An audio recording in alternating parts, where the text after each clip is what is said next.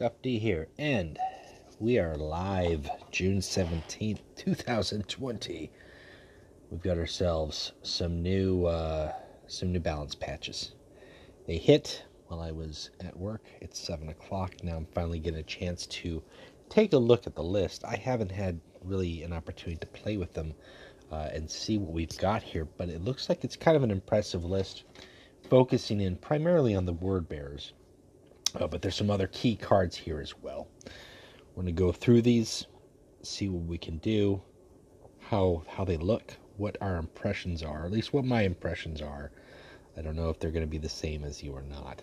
So let's take a look here. First off, warlords. Several warlords. I'm looking at my other PC here, so if my eyes are deviating, not that it matters or that you care, that's what we're going for. Canis Vertex is top of the list for receiving an update, for receiving changes here. So first off, he's got Psyker 1 now, instead of having Psyker 2.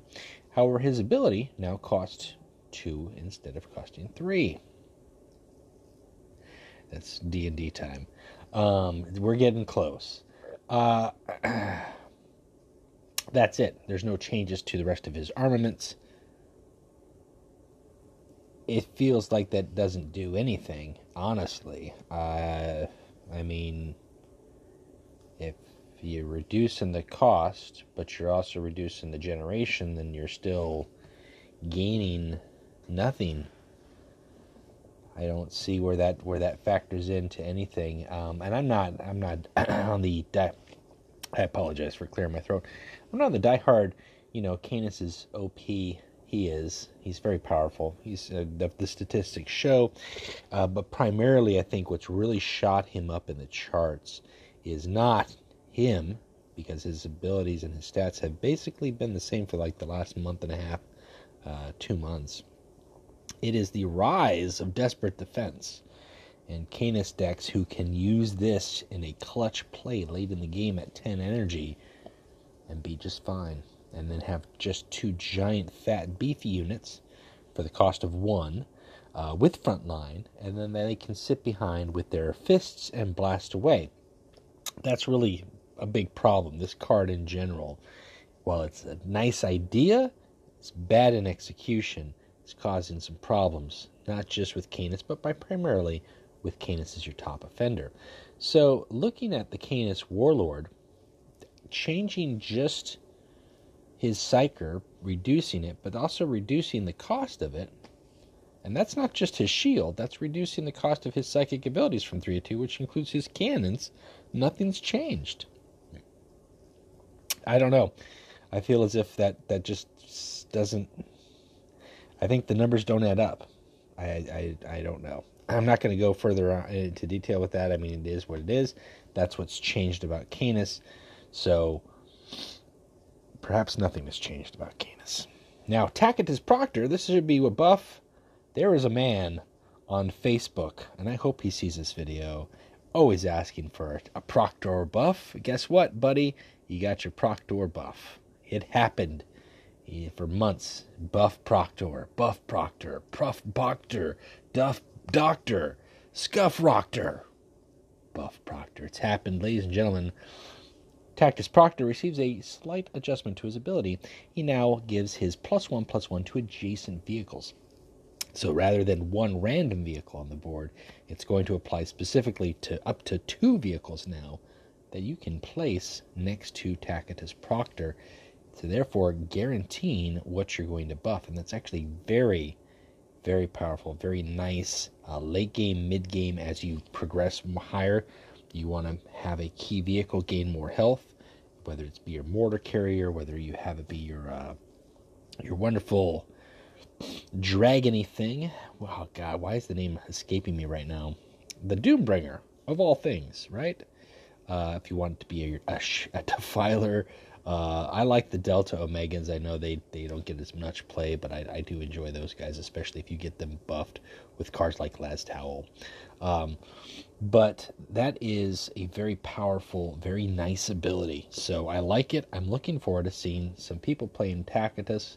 As you can see here, I believe I myself I've got to get some Tackett games on. I have not played him since prior to this record keeping, and there's quite a few warlords that I have not played prior to record keeping compared to those that I have, and I'd like to break that at some point down the road. Here's another one that I really like, and I'm glad it's not perfect, but it is a massive improvement, is Inga. Inga has received an update. Yeah, she still has the reduction to Demon's Maintenance. That hasn't changed. And I have played her. This is just a challenge deck. I just have a challenge deck to use energy. It works fine. I don't mind losing. I'm just trying to use energy. So there's the stats. However, she now gives a Mark of Chaos, which she always did, for 1 energy. But she also gives +0/+1 to a non-demon troop. So now, in addition to giving them a Mark of Chaos, she's also increasing their health. And that is nice. That potentially increases the likelihood of them sticking on the board, of you hitting those greater demons, and them making the most of their marks of chaos that you're giving them. It's not perfect, but it's a marked improvement. And if you think about it, depending on with these new zealots and cultists that exist in the game, that's really not that bad of a thing. You could really do a decent Cygnus cultist deck, focusing on these guys, pumping them up, and just they all feed into each other, right? You're putting in these new cultists. You throw down an Acleon, you pump them all up, and then just for good grins, you throw down Warrior Lodge. So they've already gained some additional health plus whatever the marks give them, and then they all get +2/+2. It's got potential. It's got potential. It's a very interesting concept. I want to look into that, break away from the challenge deck, and maybe do a serious Ingathil build. But it's nice that they gave her that. Another warlord that gets a minor adjustment. Okay. It's not great, but it's something. Is Vetranio Shapura. His ability now costs 1 energy. That's it. Nothing else has changed about that. So we don't know if, I'll be honest with you, I was really disappointed with this patch, and we'll go through the rest of the cards here, but this is the only Custodes card that gets touched, and it just barely got touched. I don't think a 1 energy ability for his ability, that's okay, but the shield still goes away at the end of the opponent's turn, so then you have to pay the energy again. He doesn't get a keep shield, he doesn't have a battle honor, he doesn't have first strike. It just feels like it's just not so hot. Speaking of hot, Cash and Vaughan. Cash and Vaughan has got the same ability, but he also now gains the Twice Dead card. Is that shown here? Can I view this? I haven't even taken a look, to be honest with you. Oh, yeah. There he is, the Twice Dead Cash and Vaughan. He heals 5 to your Warlord, costs 20. So you're not getting this card off until he triggers his Survivor. So he heals 5 then. So you've got your Survivor 5, and then you got your 5 health. Then you play this for 1. Costs 1 after trigger. So if you play this for 1, you gain an additional 5 health. And then you reduce the costs of troops in your hand by 2. It's interesting. It's an interesting idea because basically it's rewarding the concept of late game. You've taken a lot of beating. Maybe you've got a big fat hand of 4 cost troops, which I apologize for the notifications we're setting up game here in about 30 minutes. 4+ troops in your hand, you play the Twice Dead, they all go down 2 drops, and you flood your board with your wonderful mid-card Salamander boys, right? All the Kagosi and the Barrack Zytos and the Pistolori. Okay. Late game, I don't know how forgiving that's going to be, especially considering the fact that only a couple of these guys, Barrack and Atok, have got frontline. And if you're fuming on that 10 health, well, 10 health is nice, it's better than 5, but it's not great. I would like to see his ability reduced to 1. It's always been my stance, reduced to 1, or give it may act again. That's always been my stance, but I'll take a blue card as a consolation prize, rather. It's got potential. It's something to think about. It's something to play a Cash and Vaughan deck in a different way compared to a Vulcan deck or a Numian deck. And let's not even talk about Nemetor. So those are the warlords that received adjustments in this patch. Now, 2 cards in the Raven Guard received adjustments. These are cards that people were moaning about. Not necessarily day 1 from the last buff, which, by the way, if I scroll up on the announcements, let me just tell you how long these cards have been in effect as they currently are. The Raven Guard adjustments came out. Blood Angels. White Scars. Prior to the White Scars. I'm just going to scroll up here because we're going through all the announcements. All the fun stuff here. There we go. Raven Guard. 4/17. So a month. 2 months. 2 months. This is all they've had in 2 months. They received some adjustments to several of their cards, but the key cards being Horus Squad. Horus Squad was a 6/4. Horus Squad is now a 5/3, so 2 stats reduced. Still has the same rally effect, which is still very powerful. But I gotta tell you, losing that, I'd rather have him be a 5/4 or a 6/3 than a 5/3 for 5. It hurts. But the real kicker is Umbra Secundus, which has always been a certain set way, deal 2 damage. The next Raven Guard troop that you play gains fast. Now it gets 1 damage more, and they get flank. And that's it. And the Legion already has got a lot of flank to it. For a 5-cost card, it feels really weak, especially considering the fact that the only way that you would want to use flank, and it's not impossible, but like you would use it to drop a Numa squad, I guess. You could drop a Numa squad. If your opponent has troops, you could use flank for other purposes, obviously. You just directly engage them. Or you could pay, I guess, for 7 damage to drop Veins and then pay 2 and hit 5. Oh, is Veins going to be the next thing? I don't know. I mean, that's a 10 damage for 10 energy, essentially. 2 turns set up. I'm paying 5. The next turn, I pay 7. It's much, much marketably slower, but that was the big complaint. So for 2 months, give or take, a week or 2 for people to adapt to the meta, that was the main complaint. It was those 2 cards, Mortis Squad and Umbra Secundus. It just makes the Raven Guard so fast. Well, both of these have received significant reductions, significant changes and nerfs, and as a result, I don't think you're going to see Umbra played very often or frequently. Mortis Squad could still be played, but it's going to have a little bit less heat and power to it when it does get played, which is unfortunate because the Raven Guard had about, 7 months in the sidelines as they were gradually whittled down. They got a few cards enhanced. I'm very thankful that they did not change Deliverance. I think Deliverance is a solid change and adjustment to that card. I think that's appropriate, whether you agree or not. Let me know in the comments, because the old Deliverance I was not a fan of. So there you go. So that's the Raven Guard. They received those 2 changes, and time will tell what happens to them. But now that all that's aside, we take a look at what has happened to the Word Bearers. Where do they stand? What is their card pool looking like? They got a pretty big overhaul, and we're going to get to it. So first off, Bordel Squad. These guys, right off the bat, these guys now have a backlash put in play, a Cygnus Acolyte. So even if you're not using them for their rally effect, you're going to get 2 troops for the price of 1, which is nice. And it's a Cygnus Acolyte, so that's going to jive with all the other Cygnus things. Look at these guys. These guys are cheap, but they give +1/+1 to random infantry or demon troop. And if you're playing Word Bearers, you might be playing demons because you've got demon hosts, you've got demon troops. You're a chaosy son of a bitch, you motherfucker. You dirty heretic. You should just burn. No, I mean, really, you should. But what we're gonna say is, really, you should just be playing chaos, demons, demon hosts. You've got Dark Blessing, which is going to be bestowing demon host. You've got Lorgar, who can give this marks. You've got Zardu Leak, who's got his.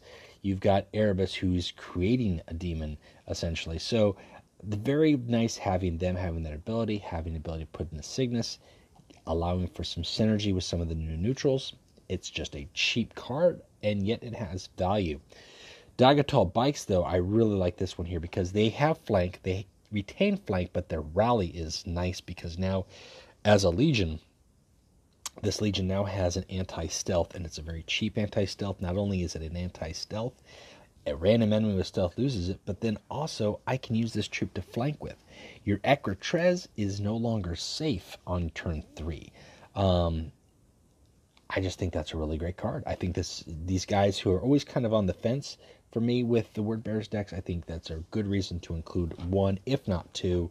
There's so much stealth out there. Even, I mean, for now, I mean, in a week or two, the Raven Guard may diminish a little bit, but still there's going to be stealth with regards to Orphans of War, as well as just in general. There's always that possibility. So Daggertall Bikes, a nice squad there. Gorlum Squad sees a change, pretty decent change, as a matter of fact. Rather, before where it had rally, destroy a zealot, and then gain 2 demon hosts, now it simply has put in play a wounded zealot. So you're actually gaining a troop instead of losing a troop, which was always a setback. In addition to this, as a relentless, they destroy the infantry. So instead of on a rally, it becomes a relentless, and then they gain demon host twice.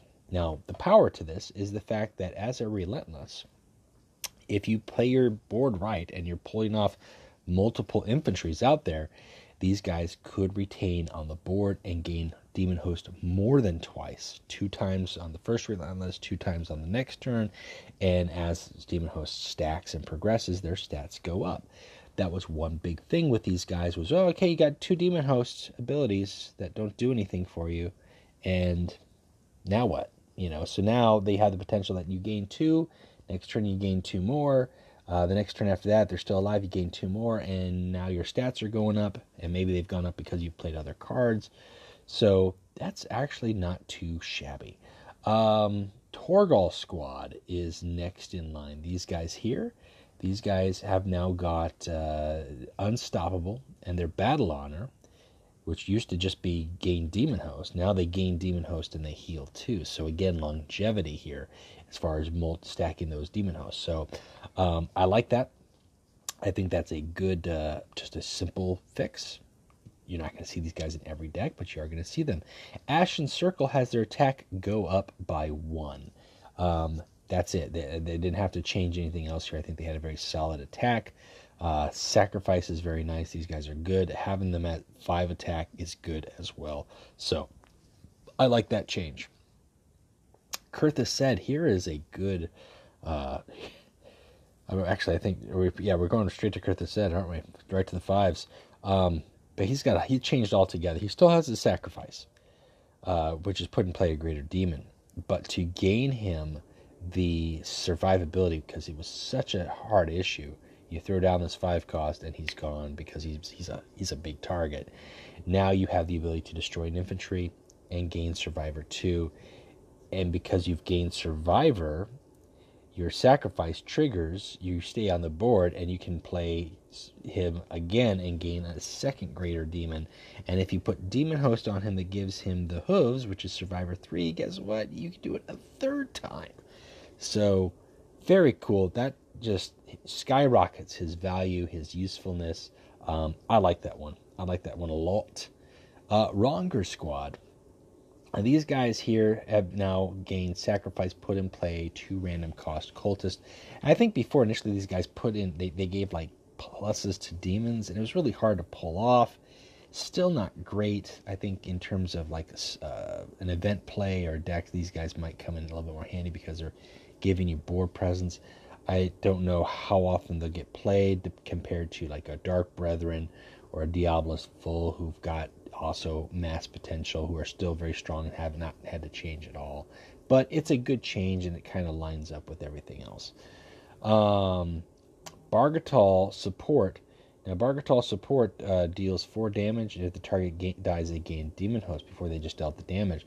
So again, we're stacking up the Demon Hosts that allow for greater synergy across the Legion here. Now, one thing that I find that was interesting, a little sad, Possessed Marine got changed a little bit. Rally, he now gains Demon Host. So you don't have to worry about stacking Demon Host because he had Ward and Cleave, and if you put the demon hosts on him that gave him ward. He already had ward, so he gained that, but he doesn't have it initially now. That makes me a little sad, because that was nice to put down that big beefy unit that had ward. You don't have that guarantee anymore. You might get it from a rally, but you might not. But still, that's a change. It is what it is. Now, Dark Martyr, solid change. This was always one of my favorite commons in the faction. Its attack simply went up from 6 to 7. That's it. There's nothing to change there. That's just a solid card. Great card. I'm digging that. They changed Captain Apostle. They gave him 8 health instead of 7 health. Just a small minor bump, I guess. For the epic, I can see that. Sor Talgon, instead of a 7/7, he's now an 8/8, so just a general stat increase, which is fine. That's acceptable. It helps give him some longevity out there, because at 9 energy, 7 health doesn't last very long. Kalima the Inake, now his bonuses here, instead of +2/+0, are now changed to +2/+2. So he can become even beefier in addition to his front line. So for 8 energy, you could very well get a 9/11 frontline vehicle. That's pretty stellar. So I actually kind of want to try something with that. Yeah, I'm going to have to try something with that. Testament Virtus. Let's take a look at some of the tactics here. I've just been kind of flying through here with some stuff. And Testament Virtus right here. This one. Here we go. So this one, if you don't have any demons, you're given +1/+1 to your demons, but if you don't have any demons, you get a chaos spawn. So you get a demon if you don't have any demons. So, got some potential. It's got some potential. Heralds of Truth. If you don't have any other troops with Fanatical Zeal, you could put in play a random 2-cost cultist. So you're healing your warlord, but you're also getting a body. You're getting a troop for 3 plus healing 3. That's not bad. Not Dark Oratory. There we go. Heralds of Truth. All the texts are coming through. The clock is ticking down, boys. I'm going to have to wrap this up real quick. Heralds of Truth. Your troops can sacrifice add lesser demons to your hand, which is what they always had, but now you're drawing a card. And also raising a Monarchia, which was always kind of my complaint to this card, was it lacked draw a card. It now has draw a card. So you're giving +1/+1 to the Astartes in your deck. You're replacing the card. Still a bit of a high cost for that time in the game, how you want to trade that off. But if you have your deck right and you're ready and you feel comfortable on the board, that might not be too bad of an exchange. On a 4 energy, you don't have any troops anyways, like an Erebus deck, for instance. You're giving +1/+1 to the big beefies that you've got in your deck, and you're drawing a card as well. That might be a good way to go about it. So I like the potential there. I like the idea. We didn't have to change a whole lot of the other higher cost tactics. I think really just some adjustments to their troops. I'm really looking forward to seeing how these guys line up, what they do, how they roll together. And I'm looking forward to rebusting out the old Lower Guard deck, tweaking a little bit, adding in some different units here and putting in some of those Cygnus cultists, because I think they'll work out just fine. Wow, so that is it, guys. That is the updates that we've received. Those are the cards that have received changes. Let me know what you think in the comments below. If you haven't already, if you have subscribed to the channel, please take the time, take a look. If you like what you see, if you like some of the deck list discussions videos that I do, hit the like, hit the subscribe button.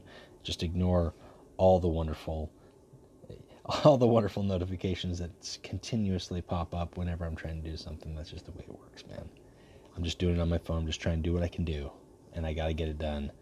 And now's the time to roll some D20s. So, with that being said, ladies and gentlemen, boys and girls, keep playing Legions, and we will talk to you later.